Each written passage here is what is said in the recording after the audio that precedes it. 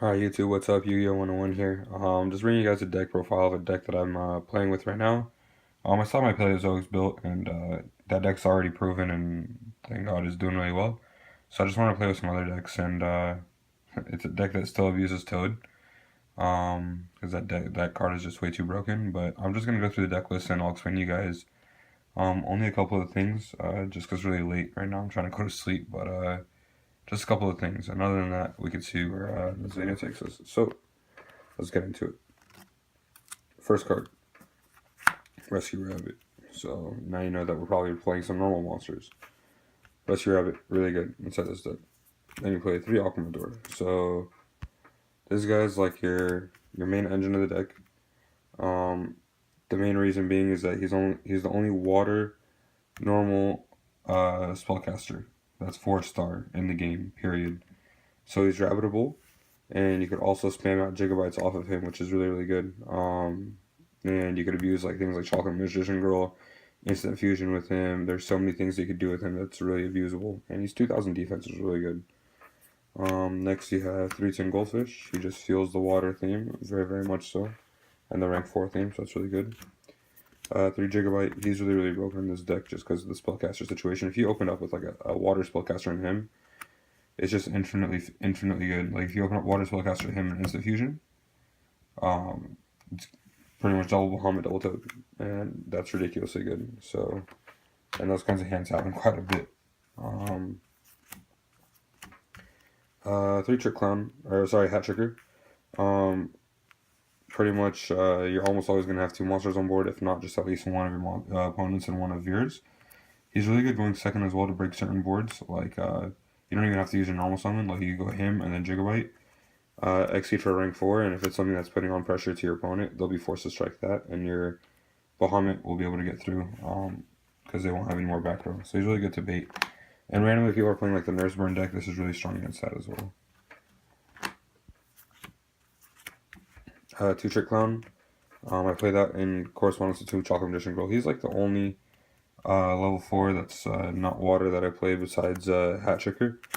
And Chocolate Magician Girl is really good because she gives you free draws and she's water, and randomly stops battle phase stuff happening, which is really good.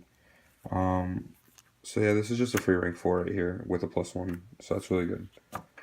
Then the hand traps that I play inside the deck, I play 2 Maxi and I play 1 Gamma Seal. I just wanted more cards that are really good going second, just because, like, you know, you don't want to lose to a dice roll. Like, a lot of people set up their boards pretty broken right now, so being able to stop that and coming back and breaking their board and setting up your own is really strong. That's the monsters. It's 20 monsters. Let's go to the spells. 3 unexpected die. A lot of people think this is bricky just because there's 3 and there's only 3 targets for it. The main reason why you play 3 is because you just want to see it. I thought about going down to 2, but you didn't see it enough, so you just really want to see it. So 3 is good. The most broken card in this deck by far is Instant Fusion. Norden and Rare Fish, really good. 2 Desires. I don't see a need to play 3 inside this deck, honestly. Like, you never want to, like, you want every card inside your hand to be live at all times, so you don't want to draw 2 in your opening hand ever. 2 Twin Twisters is just to clear the way. If you're going second, more going second cards. Soul Charge, obviously, super broken in this deck. Raigeki, just to get rid of Floodgates and, like, against Paleozoics is really good. And then Book of Moon. Book of Moon is kind of like a trap, but it's not, so it's really good against Paleozoic, and at the same time, the only deck that's really not good against is Metalfoe, because it can still fuse, but it's still a really strong one of. Then the traps are really short and sweet, but very powerful traps. Like I play 3 Strike and 1 Warning. This was originally bottomless, honestly, but I was only ever going to play the trap holes if I was going to play Rafflesia, which I'm not. Maybe I should be, but I just don't like the card that much right now. It's too slow for me. I'd rather make more combo-based plays. Rafflesia's not that, so I don't like playing her. And on top of it, drawing the trap holes is not good. I'd rather just draw Warning, so I play Warning. Compulse, super strong. These are like the only 3 traps I play of that are not counter. I play 1 Compulse, I play 1 D-Barrier, and I play 1 Emptiness. Broken. That's all you need to know about the traps. The only reason I'm not playing multiple barriers, honestly, is because I don't have a second one right now, but I'd probably end up putting the Gamma Seal over to the side deck and main decking double barrier if I had a second one. Going to the extra. double Bahamut, and double Toad. Obviously, it's like the whole point of the deck.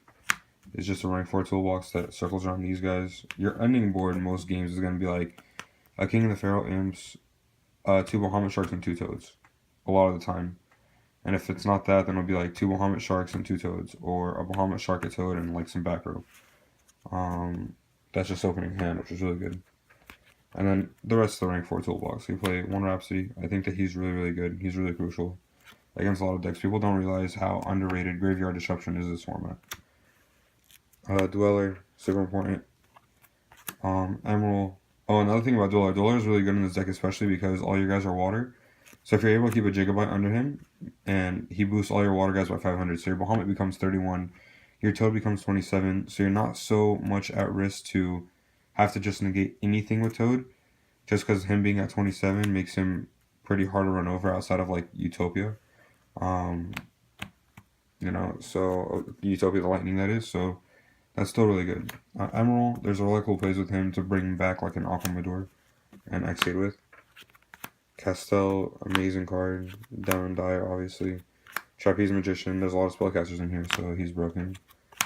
He's really important. King of the Feral Imps. So if you're ever going to up anything to 2 in this extra, it should be him.